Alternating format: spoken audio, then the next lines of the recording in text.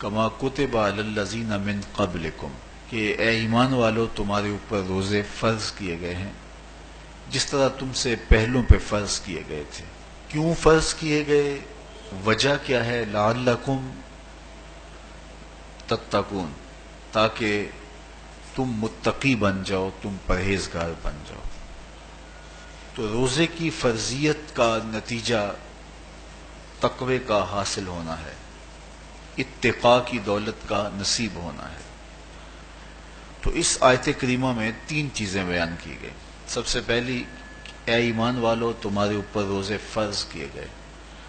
پھر دوسری بات، جس طرح تمہارے سے پہلوں پہ فرض کیے گئے۔ اور تیسری بات، تاکہ تمہیں تقوی کا نور نصیب ہو، تمہیں اتقاء کی دولت نصیب ہو۔ تو ایک تو روزے کی فرضیت کا حکم دیا گیا، اور دوسرا یہ تسلی دی گئی کہ یہ بھوک اور پیاس کی شدت تمہیں ہی نہیں کاٹنا پڑے گی، تم سے قبل بھی لوگ یہ عبادت کرتے رہے ہیں، اور وہ اس مشکل عبادت سے تقوی کو حاصل کرتے رہے ہیں، اور تمہیں بھی ہم اس راستے سے تقوی نصیب کرنا چاہتے ہیں۔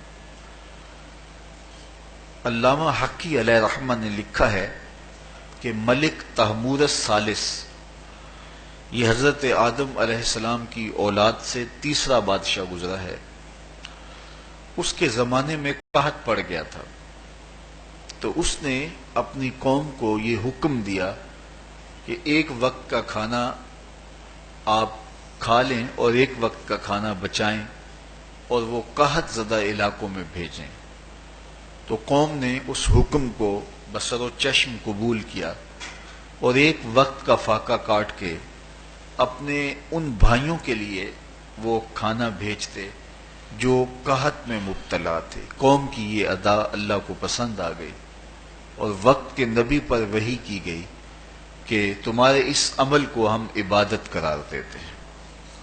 تو حضرت آدم علیہ السلام کے بعد متصل ہی یہ عبادت فرض کی گئی، اور پھر جتنی بھی ملتیں، قومیں اور امتیں آئیں ان میں روزے کی تحسین کی گئی اور روزے کی تلقین کی گئی۔ روزہ اس لیے فرض کیا گیا کہ تمہیں تقوی نصیب ہو جائے، اتقاء کی دولت نصیب ہو۔ اب سوال یہ ہے، کیا تقوی بھوک اور پیاس سے حاصل ہوتا ہے؟ پیاس کاٹنے سے، بھوک کاٹنے سے کیا تقوی نصیب ہو جاتا ہے؟ صبح سے لے کر شام تک روزہ رکھنے کی تلقین کی گئی۔ یہاں ناروے میں اور مختلف ممالک کے اندر 20 گھنٹے کا روزہ ہے، اور ہمارے بھی یہاں 16-17 گھنٹے مسلسل شدت کی گرمی میں بھوک اور پیاس کاٹنا ہوتی ہے۔ اتنا طویل دورانیہ جو بھوک اور پیاس کاٹی ہے، اس کا مقصد رزق بچانا نہیں ہے، بلکہ وَيُزَادُ فِيهِ رِزْقُ الْمُؤْمِنِ، ماہ سیام میں مومن کا رزق بڑھ جاتا ہے۔ آپ اپنا بجٹ دیکھ لیجئے، باقی مہینوں کی نسبت ماہ سیام